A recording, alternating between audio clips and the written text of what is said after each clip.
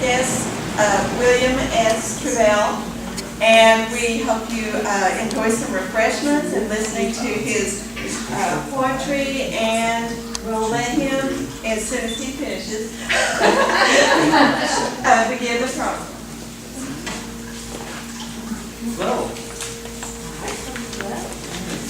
Welcome, and it's a pleasure to be here to read for you guys tonight. And I brought lots of stuff. I have things that magazines I'm in, and just a lot of loose things to fill our time tonight. And I guess I'll go ahead and start.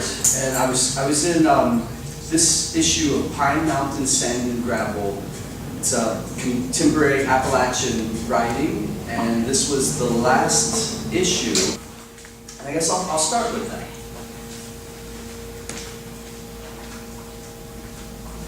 This is called White Expansive.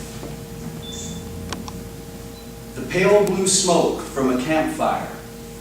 The pale blue lips and fingers rubbing noses raw, to smell the cold and smoke, both on the wind uneasy like.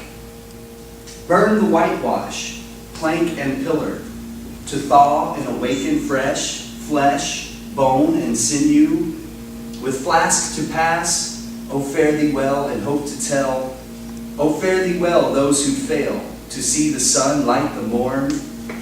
The pale blue smoke, campfire, flame and crackle, that pale blue smoke, reaching for the heavens, higher yet than any steeple, for fox and hare, with coats so warm, murder of crow at wing, against bitter wind and storm would seem, fare better than the people. With flask to pass, fare thee well, oh fare thee well to see the light of morn. Pale blue smoke from a campfire, burn the whitewash, plank and pillar, pine, cone and scrub, in winter's blight, good night. And of course, that was an Appalachian piece.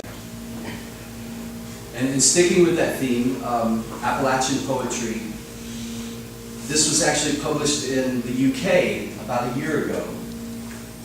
It's called Palatable Communication. Just the other day, I was thinking about biscuits, about pork sausage, white flour, sawmill gravy. And I was thinking about England, how there a biscuit is what they call a cookie, the biscuit a scone.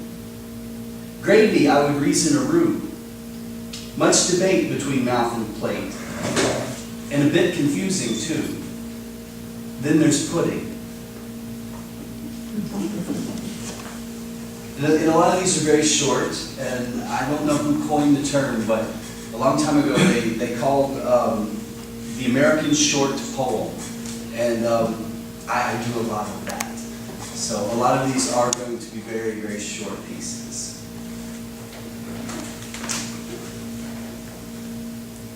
And this is something, when I was still living, I lived in Europe for about 5 years, and I was in Budapest, Hungary. And I was lamenting home and the South and being back. And I wrote this piece, and a local gentleman from Pineville read this poem, and he went around for me and made a video, and he filmed at the Pineville Library. And he made a nice little video for this, but Tim Cornett, some of you might know, he read this poem, and you can find it online. And he did it better than I can, but we'll try. It's called Old Coat.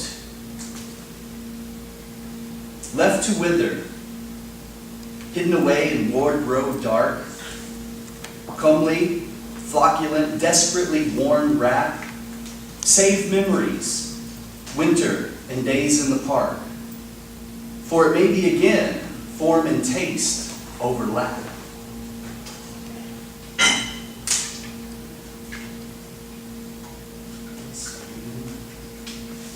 It's still in the same theme from the Appalachian collections. This is called Brandy Wine.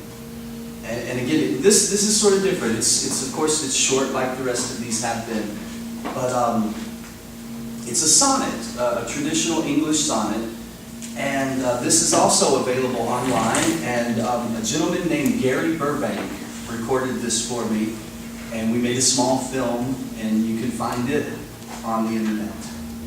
Brandywine. Grapes still grow on veteran vines held fast amid the oak and bramble hillside way, a path well trodden in an age long past, though now forgotten, few venture today.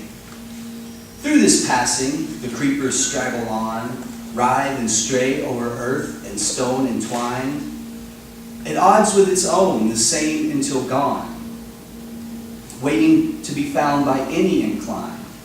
For sweetest of yield be enshrouded here, far into the forest's gloom beauty deep, where the wild things dwell our eyes seldom peer, and so a rare pleasure seldom to reap. The more tortured the vine, it has been said, the sweeter then the berry one is fed.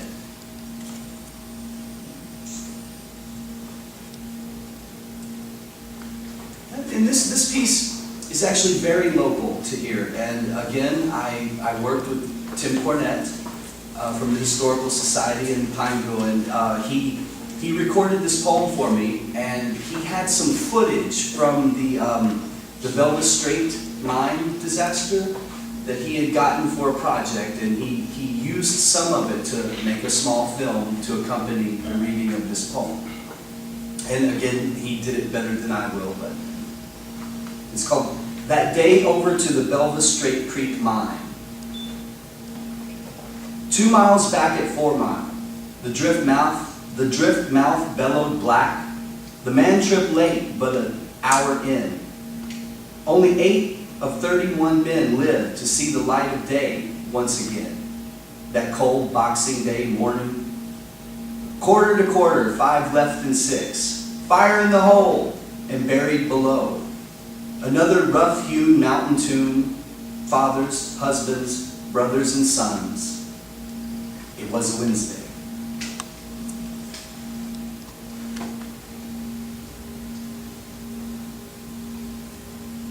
And this too, we did in that same collection with Tim Cornett. And the funny thing about this one was, again, I was still in Budapest, Hungary, and he went out for me to make the video, and we needed a shot of a walnut tree. And it took him like 2 weeks to find a walnut tree in Pineville, and he was looking all over. He was asking like the game wardens and all these different people, like, where can I find a walnut tree? And he finally found one like down on the river somewhere in an old lot, in this old sad, beyond its prime walnut tree, and that's what we used for the film. And again, you can find this online. It's called The Old Walnut Tree. In a meadow on a mountain, the old walnut tree still makes shade for any who might venture that way along lonesome winding trail. The cabin, of course, is gone today. Scattered stones of hearth and home, only minor marks of stead remain, of native warden or pioneer. Though the blood of both did stain, just the crow tend the blackberries now, in that meadow on a mountain where the old walnut tree grows.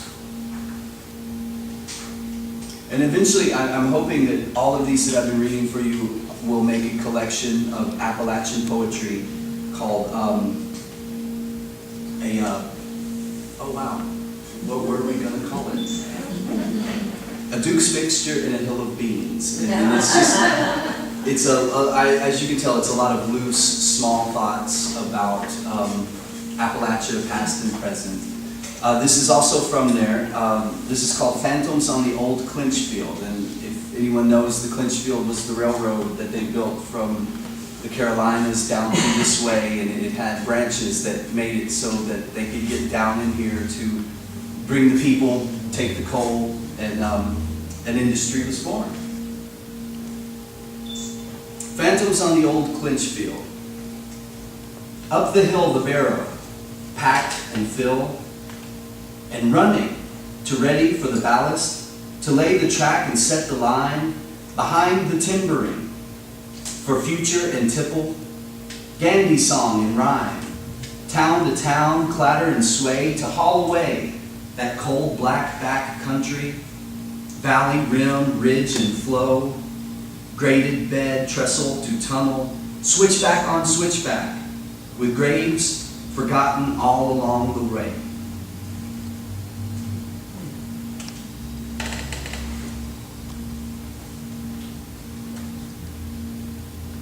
This is meandering.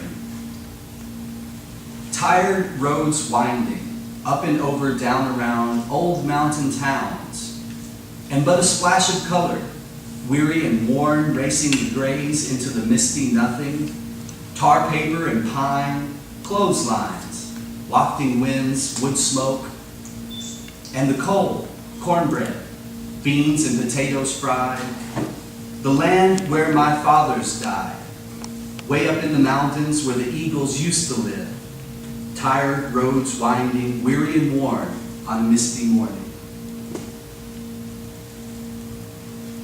Now we'll stray a little bit further from the mountains, and in my Appalachian collection, I ventured to Harrodsburg and Mercer County, and when the Cumberland Gap was new and people were passing through. A lot of them headed up that way, and Harrodsburg was the first settlement, but it's so intrinsically tied to this area if you think about it that way. You know, the first settling of Kentucky came right through here to that fort they built. And I grew up there. Most of my childhood I spent up in that area. And this is called The Ghost of Graham Springs, and it's about a young lady who came from down here, and she went up there and was staying at a resort that had just been built in the mid-1800s. And nobody knew who she was, and she went to the party that evening at the place, and she danced with all the young men, and in the late night, she died. And nobody knew her name or knew where she was really coming from or any of that, so they had to do something, and they buried her on the lot of the old hotel. And she's still there to this day, and the hotel's gone, and everything's gone up there, but it's a field with her grave in it, and this is about her story. And she's called the Dancing Lady by the story. And this is also something that Gary Burbank recorded, and we made a small film about it, so you can see that on the internet also. It's called The Ghost of Graham Springs. Hallowed and hushed be the place of the dead.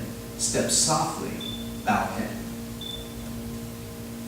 The grave of a girl whose name is not there, of beauty bold in flaxen hair, who came but briefly, she stayed to dance, maybe by reason, maybe by chance. In haunted meadow, what is her name? On the gentle breeze blowing, settling the grain, harmonic concerto, her song in the rain. A grave of a girl, what is her name? Young lass lost and the lumbering ages. And this is something about Harrodsburg proper. It's called Old Harrodstown. And of course that was the first fort built in Kentucky. That crazy, hazy, blue, purple hue at the edge of dark Kentucky eve. Bluegrass and moon too soon. Wind-blown whistle, sing-song, remember? Everything you ever find is something someone from earlier has left behind. Every stance held before, every lock and every door, pushed and passed, then oiled for more. Remember? Well-worn paths and sidewalks, through town, all around, childhood after childhood, each time standing where the others have stood.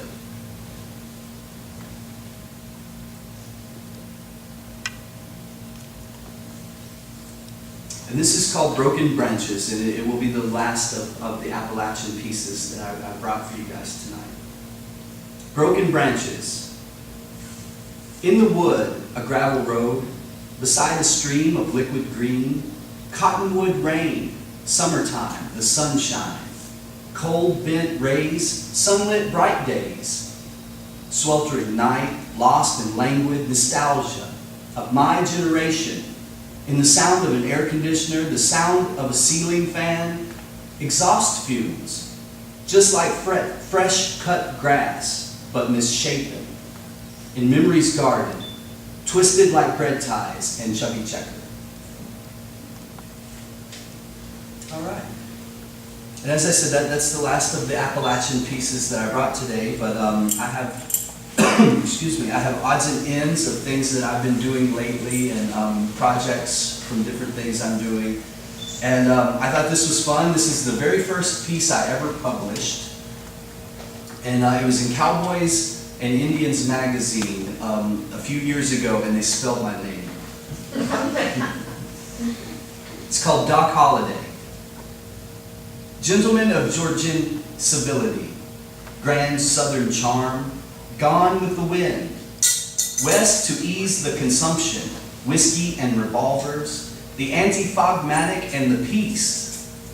Most afly amid the great western expanse, treasure and glory, miners and the high graders, hay barbers, cow choppers and horse hide. A life lived according to Hoyle, for the actual and the acquisitive, quite the protagonist, antagonist, recounted as all beer and skittles, to make his bakes nightly and drink his fill, titivated in the best bib and tucker, friend to the vaulting house, tenderloin and tiger towns, always by the ears, with nary a fear of cashing in. A death wish, some will say. There just were none faster. Like as not, only half the tale wrought. Never one for the gospel mill may well be. But by the deuce or a daisy, all at some time must find their smile. John Henry Holliday didn't die with his boots on. Story holds, lying in his warded bed, Doc spoke his last.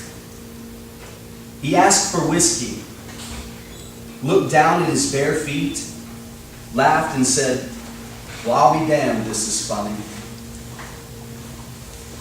And that was my first published piece, like I said, and they spelled my name wrong. And here's something I wrote in Budapest, Hungary, and when I left, I had been there 4.5, almost 5 years, and the politics of the country had gotten really strange, and they were having a very national socialist lean, and they had actually banned any kind of art that wasn't pro-Hungarian, and of course as an American I was totally marginalized and taken out of the equation. And so I did write a few pieces in that time, and this one is one of them. And also, it is a response poem to a gentleman who was Poet Laureate of Kentucky, Poet Laureate of America, named Billy Collins, and he had written a poem called Budapest. And of course, I'm not going to read his poem, but he ended with other places I've never been. And so I took exception, and this was my response to Billy Collins and to the Hungarian government at the time of my having to leave. Budapest. I see this man most every day, when I go out, that is. He always holds out his hand for my change. He always says something to me I never understand. But that's okay, I give it to him anyway. I walk the sidewalk, dodge the bicycles like a delicate dance, botch, they say, upon their way as hurried as anywhere else, I guess. Diak Square, I wander there, and as the eve approaches down the stairs, the subway, underbelly warmth. In the winter, the bars are fine, a glass of wine, and then to see a play. I don't understand, but that's okay. I dig it anyway. And in the summer, the flowers bloom. Every nighttime home too soon to sleep and dream the next day. That's all I can say, Budapest. And if you ever get a chance to see Mr. Collins' piece, again, it's sort of in response to him. And speaking of that, while I was in Hungary and in my transition to come back to America, and we left from New Orleans. We lived there for 6 years prior to moving to Europe, and then 5 years in Hungary. And a lot of the things I was writing were more introspective and maybe a little bit abject. So, and this is one of those. This might be kind of odd, but it fell into that period of time when I was wandering, if you will. And it's called Moonlit Flit. In the shadow just left of the light, from the moon, signs from on high, yeah, looking at the sky. And I'm not dreaming all of the time, and scheming only part of the way. And every morning the sun breaks the silence. Indeed, the shadows hold the past, and maybe, as I'm on my way, uninsured, past broken doorknobs to the pavement, under the windowsills, potted plants and reality TV, through the hills, to the ghetto, man. My Uncle Sam says, it's all fine, taking my time. Time, American dreams, southern comforts, prairie winds, desert, deserted haze, all the way to London town, all the way to anywhere, or southern France, speaking eyes face to face, no room for quotations, and smiling, yeah, all the way around and back, maybe, windows and doors. When it rains, the colors pale and moody, dreary day or night, the same world you see. Fill the blanks, in the making, waking mind, windows, doors, thinking, before the rest catch on, and I'm gone. I'll have to buy a new hat to hide the horns. Remembering. I can remember elementary school, a rural town, longing and angst, the aroma on the air of spring, of summer and fall, and the restraint, the breaking and choice, driven or led. And then later, down on the bottom where the big fish are, snake-eyed and wanting little boy grown to a man. There are always plenty of cheese in the mousetraps. And as a man once said, if there really is a hell, then in the end, we've all got to go. For if a soul, in truth, the body does host, then most have a space for rent. I can remember the city sleeping, violently dreaming, at every corner, learning the dance, forgetting the steps, before the flood, in a bubble in fear, growing, washed away and rudderless. And so, no more time to tarry, tossing through the thicket, rounding off my experiences, amongst and mingled with the old dead in our heads, the cemetery, graveyards, ghostly and colored, in our hour, electric nothing, in between awake and dreaming. I said these are a little bit abject and stream of consciousness, maybe, if you will. And yeah. And this too, I wrote in the city, living in Eastern Europe, and it was, city to city, and all cities are kind of the same. It doesn't matter what country you're in or where it's at. The idea of a city, the makeup of a city, and all of that is always the same. It just, some people, they might be speaking different languages, or who knows, the subtle differences, but the root of the city life is always the same. And this was written in my time in the big city. As I like it. Walking around in another downtown, ignoring the clipboard people, outstretched hands fanning flyers, pangs of ill-gotten guilt in position, the impression pressed, slightly stressed, and maybe a bit overdressed these days, poised and posed for Instagram and Facebook, exploitation inherent to a system, all kinds of different rabbit holes, slow capitulation, a perfect public pudding. And that change is constant, makes that unchanging. Time and tide, water rising worldwide, passings, times and tribulations, passings, our own, what's left on the table. The bigger fronts of the bigger backstories causes friction, conjecture, or fiction, malediction, politician, suspicions, seditions, risen with derision, spreading the sickness, televised confessions, powered imperfections, to keep us up tight every night, or jaded and still searching, screaming at you sometimes, but please don't take it wrong, an excitable mind, my kind, dreamy and lost, but connecting your eyes and his, that moment of connecting, communication before any breakdown, and memories or similarities, instances and rarities. Each one of us different at different times and different places, so many faces as we travel, traverse the multitudes and the many ways that we may every day, day after day. Life is a play. Someone once said that. Wildflower. In a forest evergreen, always the bad seed to grow persistently, a steadfast weed, peeking up between, defiantly willful, ever so skillful, needing to succeed to reach the sunshine. The nature of things.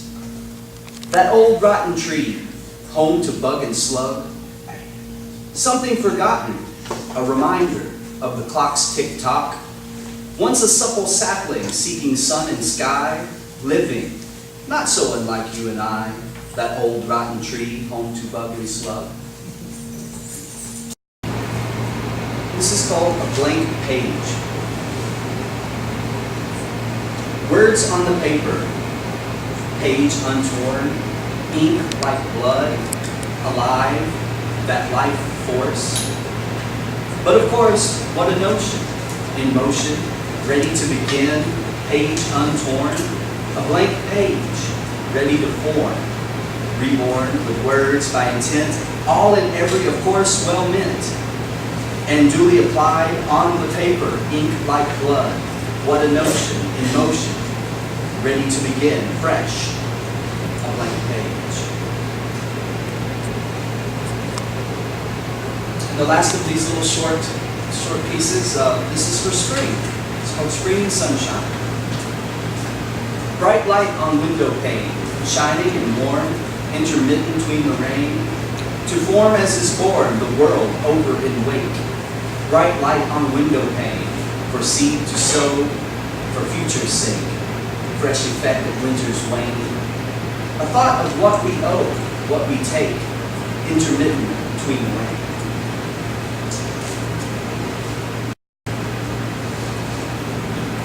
I'll come to an end here. And I guess I'll finish tonight with a piece called Paths. And this was inspired by Robert Frost.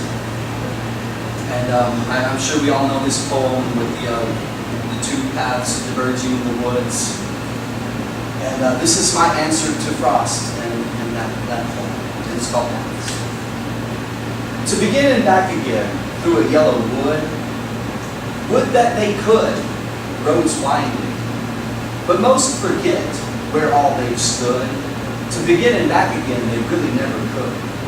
Two roads well may be amid undergrowth and stick, but most can never really see. It's a matter of perception, the forest or the tree. That's it, folks.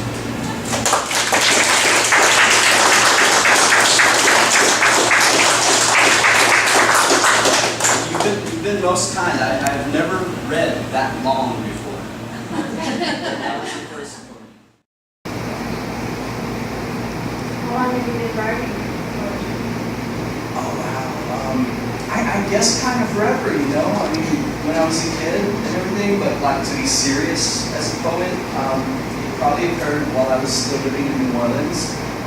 When I figured out that like I should try to do that, and seeking publication and things like that. It was probably 2008. But as a writer, I think I always did. I mean, I enjoyed English in school, and I always doodled. So.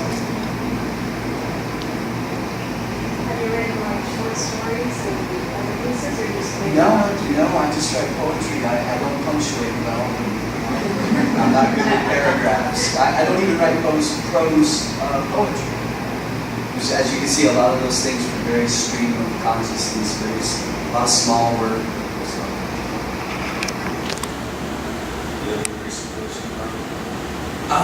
Well, I do a lot of magazines. I'm coming out in a magazine called Vagabonds just came out last month, and it's available on Amazon, and I'll be out in Mensa. They have a magazine called Calliope, and I'll be out in that 3 times in 2015. But as far as a book, I've yet to embrace publishing. I'm still sort of scared you got to jump in, and once it's done, and if I make a mistake, I got to live with it. So interesting travels, places that you live. What brings you to Appalachian themes? Are you living here now, or some? Yes, sir. Yes, sir. I live in Cumberland Gap now, and my family comes from Middlesboro traditionally, but I didn't grow up here. I wasn't born here. I was the first generation born outside of here.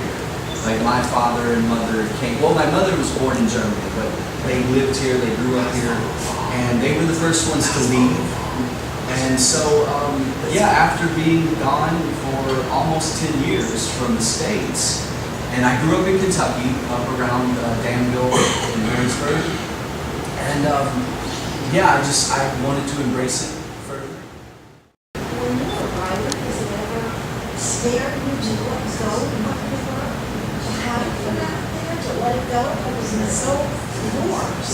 Yes, I know what you mean. It does, but then there was a certain point in that for me where, I won't just put a piece out onto the internet, with the Facebook and all this social media we have now, because in a sense you've given it away, and there's nothing gained from it from your perspective, right? But at the same time, when you're sitting around waiting for somebody to like it and give you a thumbs up, like you did good. You don't get a lot out there, and so I'm always sort of torn from it. I love people to read what I've done and to share it with them. I want them to read it, and even if they don't like it, I want them to see it, and so I think I got over that as I went on, and now it's like sort of the opposite. Like I want you to have it. I want everybody to have it, and yeah. A few of the magazines that I'm in and things like that, it's out on Amazon. But is it good to there's so many writers there? Absolutely, and also too, you have to be ready to embrace the undertaking. Do you know what I mean? Like you have to be ready to provide the books and be ready for the chore of it. So like poetics is sort of like a dying thing in your estimation. I think so. What's the value of it, and why do you pursue it? And Well, I think it's more important. I think it's more important than ever. Like it's in a sense it's a dying art. Or not really. We all do it. You know what I mean? We've all done it. Everybody in this room at some time in their life has written a poem, and as young girls do it in school. Boys do it because the young girls. And we've all done it, man. We've all done it. And so it's such a human, it's an aspect of our whole view. And when you look at things and you really break it down, I think personally, all art is rooted at poetry. When you listen to music, well, it's just a version of poetry. To take one of these poems and turn it into a song, you need a refrain, you need a chorus, you need a break, and you need a coda, which means the end of the song. And that's, I mean, it's what a song is. And in this time and era, we listen to a song where it's a formula. And all songs are written in that formula. But go back to the troubadours. You know, go back to an older time when songs were written different. So, I mean, it's all kind of relative, you know. And philosophy, in a sense, to me, is an aspect of poetry. You are poeticizing when you philosophize. So I think it's a very important thing, and the fact that it is on the decline, I think it only hurts us as a culture, as a whole, that we lose something like that, the ability to express on a deeper level. Does that make sense? And that's just my thought. I mean, it's just my thought. But I think it is an important thing, especially since it's kind of waning. I mean, I don't think it's dead, of course, but I think it's waning. You ever thought about making ads for like iPhones or Androids? No. No, but in a sense though, those videos I've done, they came out on PS3. So I have maybe 5 or 6 videos that are now available on PS3, which I think is cool because I do want to reach the youth. And I think that's very important that young people read. And I mean, you know, there's nothing wrong with rap music, but in this era, rap music is poetry. And that's cool, you know, that's okay, but they should embrace the aspects of the written word also. And I think the fact that PS3 picked me up and they have a collection of the videos I've made, and maybe it's more for the visual aspects of them than the words themselves. But still, I mean, and that's the same kind of thing. You can get those on your iPhone, but would I do it directly? No. I think that would set a bad precedent.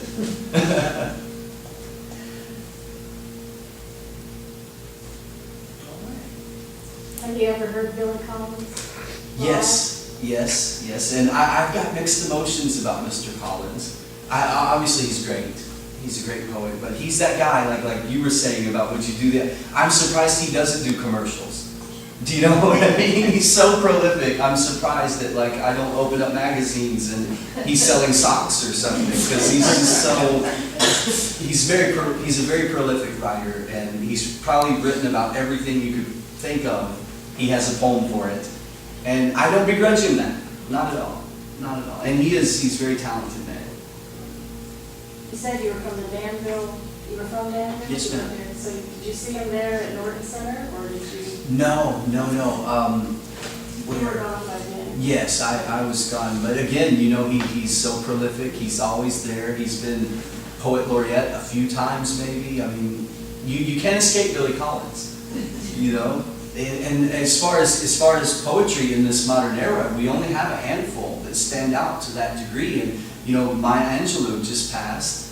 And so it's a very thin field right now. So yeah, we have to have Billies and people of that caliber, I think. Yeah. And I did, speaking of Danville region, you know, Kentucky's poet laureate right now is Frank X. Walker, and he's from Danville. Yeah. You know, Morris Manning, his work. I'm not sure. I don't think so. He's a Kentucky poet. Yeah, well, and of course, my favorite all-time Kentucky poet is Jesse Stewart. From my childhood, I've always kept Jesse Stewart, and I collect his books when I find them. I always buy Jesse Stewart. I cannot leave a Jesse Stewart book in the used bookstore. With LMU, right? Huh? He went to LMU. Did he? I think so. I didn't know. No, and he's my favorite, and again, the Appalachian collection, I think maybe that's a little nod to those type poets, and Wendell-Berry. You know, and Wendell-Berry's more central, but still, it's that same idea. He's embracing Kentucky, and for me, I like the idea of the Appalachian poet because you have such a broader palette to play in. And Jesse Stewart, even though he was right up there in what is Ashland, he sort of like embraced a culture, you know. I thought so. He made it he made it easily accessible to all of us. Like, he wasn't writing in complicated ways. He was telling stories that a kid could read, but an adult could get the depth out of too. So do you read on your radio station? Do you share your phones? No, Is that what no, you no, no. do? No, and I had a friend of mine, Steve Bluestein, was on my show. He's a comedian, and he asked me that question. And before I could answer it, he said, "Don't." But no, it has happened. Like I had John Barrymore on my show, and I had Gary Burbank on my show, and they're both known people. So I took that moment to do a little shameless self-promotion and play the poem that they read of mine. Yeah. But I don't do it normally. So maybe I missed it, but your radio station, is that Apple Shop too, or is that? No, I do a show on WLMU 91.3 The Gap for LMU, and it's Thursday nights at 7 p.m. And I talk to people that do things that I find are interesting, artists, doctors, musicians. Let's see, next week is AJ Croce, is Jim Croce's son, and then after that I'm having a poet. So we will have a little bit of poetry, not my poetry, his. Yeah, I try to do like all walks of life. You know, scientist Father Peter has been on my show. Yes, he was on my show a couple weeks ago, and that was a good show. Bless her. Don't forget the exiled Mike Baker.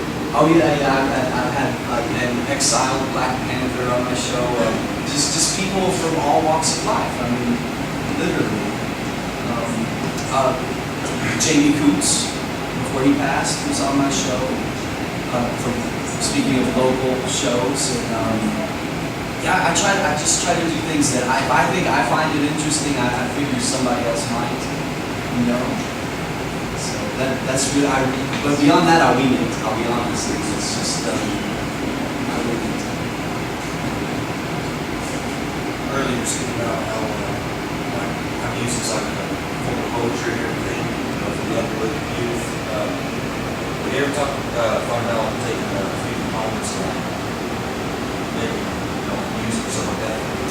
Yes, I have. I've done it. And at this moment, I'm working with some gentlemen in Cumberland Gap doing that very thing. And not really making songs, though. I mean, I've dabbled in music before. I play a little guitar, a little mandolin, and things like that. And in my youth, I wanted to do that. So stories of a misspent youth, I guess you'd say. That's how I ended up in New Orleans, just with the guitar on my back. So I'll leave it at that. I'll leave it at that. But no, I have been doing that, but I didn't want to make them songs. Like I said, to make a song, the traditional modern song, but you know what I'm saying. You have to have a chorus, you have to have the break, and there's like a formula, there's a refrain.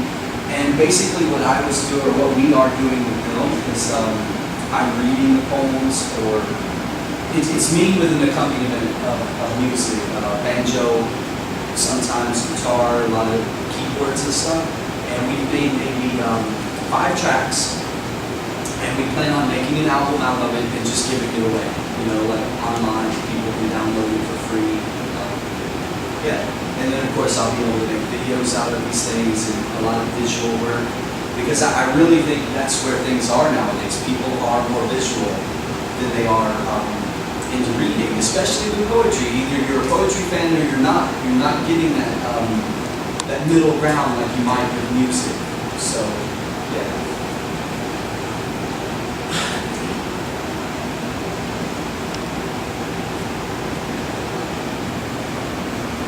Guys, it's been an absolute pleasure reading poetry.